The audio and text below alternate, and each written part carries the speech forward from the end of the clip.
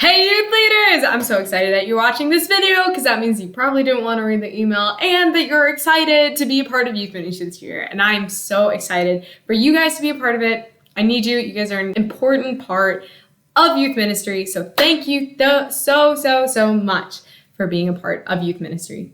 In this video, I'm going to give you a quick recap of what we talked about at our last meeting and talk about the first 5 weeks of youth ministry this year so that you guys can get an idea of what you're getting into.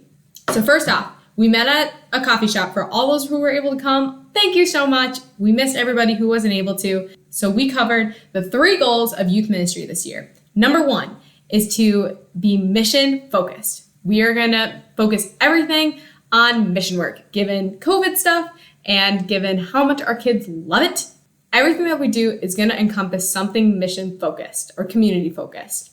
Number 2, we are going to invest in leaders, and that's you guys. So we are going to be doing trainings. I'm going to help you discover your spiritual gifts. We're going to grow as a group and also grow as people of God together. I want you guys to be the best you that God created you to be for our students and for the rest of God's people. So we're going to discover your spiritual gifts. We're going to work with those and see how God is using them in youth ministry and outside of youth ministry.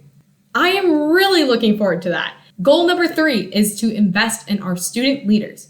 So my goal is that sometime in the wintertime, after I'm married, we're going to gather a small group of students who are interested in having a leadership role in youth group. And those students are going to be trained up on how to disciple other students, to be the voice of our students, also to reach out to our students and to make decisions on what we do, and also to have a leadership role of leading devotions, etc. So that's our 3 goals. And the other thing that I asked when we were at this meeting is, what is your why?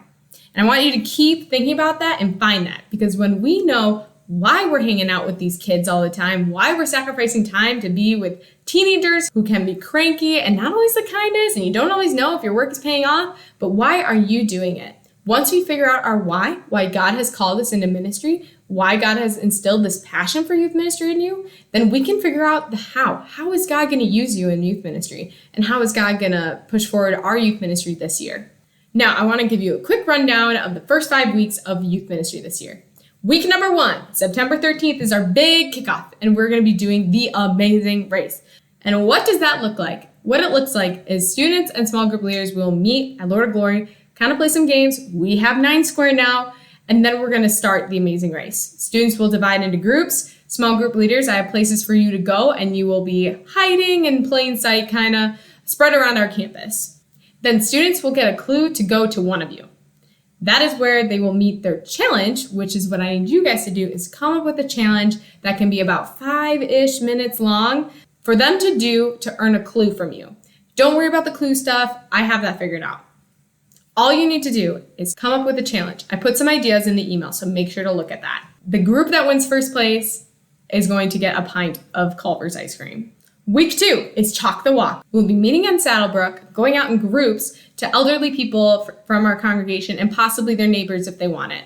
And we will talk with them for 15 minutes while we draw encouraging messages on their driveway with their permission and possibly give them a gift and then pray with them. So that is our outreach to our elderly community who is lonely and who we can have an influence on. Week 3 is Luau Movie Night. So what we're going to be doing is it's going to be a Saturday from 7 to 10.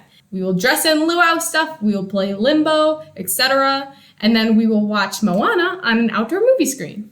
Week 4 is College Care Package Week. So we will be meeting at Lord of Glory 2 to 3:30 to put together care packages to send to our college students. Week 5 is Painting Pumpkins Week. So I will actually be gone this week, so we need someone to step up and lead this one. We will be painting pumpkins to hand out to our food pantry clients and then also to take and keep. Also, we will be doing food pantry once a month. You need to sign up ahead of time online. If you are signing up for 1 month, please don't sign up for the next month until we make sure that everyone has had a chance to sign up. We only need 2 to 3 adults and 8 kids. So that'll be really fun. Now let's talk about your training.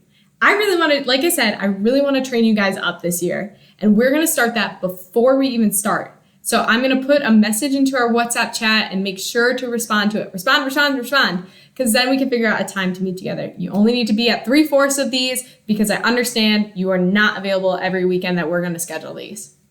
So we are going to get going with that, and I can't wait. It's going to be fun. It's going to be focused. It is going to be helpful for you in all areas of life.